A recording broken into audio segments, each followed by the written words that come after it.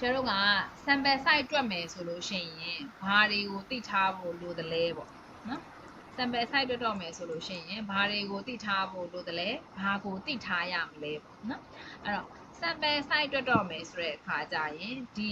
ဒီကောင်တွေကိုသုံးလို့ရတယ်ပေါ့နော် round soft ဒါကတော့ sample size calculator ကိုသူတို့လည်းရှင်းပြထားပါတယ်ဒါပေမဲ့သူတို့ရှင်းပြထားတာကတော့နားလည်မလွယ်ဘူးပေါ့နော်အဲ့တော့ပိုရှင်းပြရင်တော့ပိုနားလည်မယ်လို့ထင်ရတာပဲအဲ့တော့ what margin of error can you accept margin of error ဆိုတဲ့စကားလုံးတွေ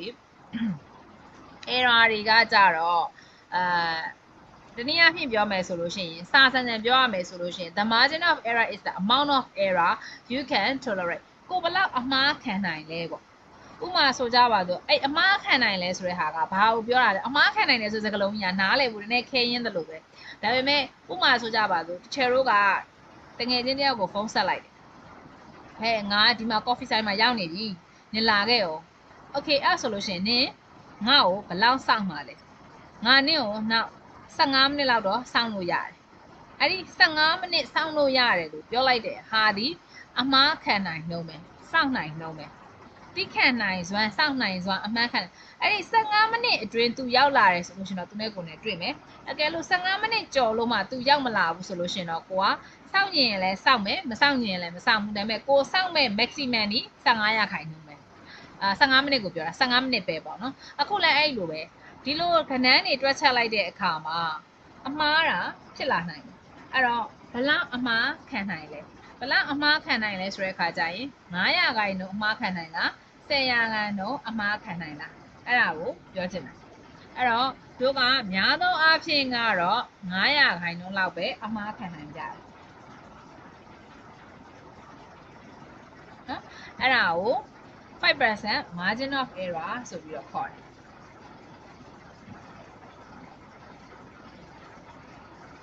အဲ့ထိရတယ်နော်ဟုတ်ရတယ်900ရာခိုင်နှုန်းနဲ့ဒီချက်ကအမှားပဲခံတယ်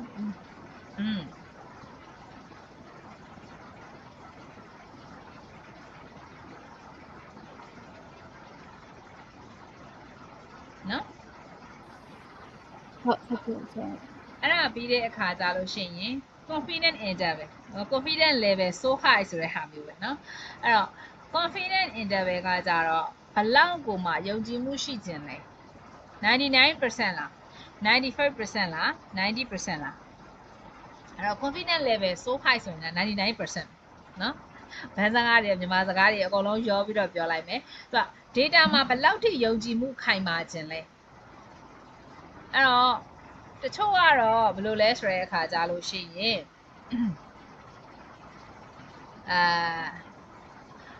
တချို့ကတော့69ရာခိုင်နှုန်းအမှန်တာလိုချင်တယ်ဆိုရင်ဘာဖြစ်သွားလဲပေါ့နော်အဲ့တော့ကြည့်ရအောင်ပေါ့နော်69ရာခိုင်နှုန်းဆိုရင် sample size ကပို့ပြီးတော့တက်သွားတယ် share တို့ကဒီမှာသူကဘယ်လိုပြောလဲဆိုတဲ့အခါကျတော့ population size ကို if you don't know အကယ်၍မသိဘူးဆိုလို့ရှိရင် population ကိုမသိဘူးဆိုလို့ရှိရင်2000ကိုသုံးပါဆိုတော့ share တို့ကဒီမှာ2000ကို default အနေနဲ့ထည့်ထားတယ်เนาะအဲ့တော့ sample size doesn't change match population larger than 2000ပေါ့နော်2000ထပ်ပိုသွားပြီဆိုတဲ့အခါကျရင်တဲ့ sample size တွေကအများကြီးချိန်တော့မှာမဟုတ်ဘူးတဲ့ဆိုတော့အရေးအတွက်နည်းနည်းပဲချိန်တော့တာဖြစ်တဲ့အတွက်ကိုသူက2000ထားတယ်ဆိုလို့ရှိရင်လုံလောက်တယ်တဲ့ population ကိုမသိဘူးဆိုလို့ရှိရင်2000ထားပါအဲ့တော့မှဒီချယ်တို့ကအမှားခံနိုင်တဲ့ဟာက5%မှန်ကျင်တဲ့ confidence ကကြတော့99% ဆိုရင်ဒီချယ်တို့ကောက်ရမယ် sample size ပြီး643ရောက်အဲ့လိုမဟုတ်ပဲချယ်ရဲ့အဲ့လောက်အများကြီးတော့မကောက်နိုင်ဘူးလေ95% ဆိုရင်389ရောက်ချယ်နည်းနည်းလောက် short လို့မရသေးဘူးလား269ရောက်အနည်းဆုံးကောက်ရမယ် sample အရေးအတွက်အဲ့လိုမဟုတ်ဘူးဒီချက်သမီး Hardy Heart page မှာသွားကြည့်လိုက်တယ် Hardy Heart page မှာလူအယောက်1000ပဲရှိတယ်အဲ့တော့သမီးက95% confidence interval နဲ့ကောက်မယ်ဆိုမှဒီလောက်ပဲရှိမှာရတယ်ဒါကတော့ response distribution သွားတယ် leave this 50% လို့ပြောထားပြီးသား90ရာခိုင်နှုန်းထားလိုက်အဲ့တော့ဒီချက်တို့ကဒီရာခိုင်နှုန်းကိုမပြင်နဲ့ဒီရာခိုင်နှုန်းကိုမပြင်နဲ့ဒီကြားထဲကဟာနှစ်ခုကိုပြင်ပြီးတော့မှ sample size ကို adjustment လုပ်လို့ရတယ်အခုတစ်ချက်က what confidence level နဲ့ဒီခု population size ကိုပြင်လို့ရှိရင်ရပြီပေါ့နော်ဟုတ်တယ်အဲ့ဒီမှာဒီတော့ကဟုတ်တယ်အကယ်၍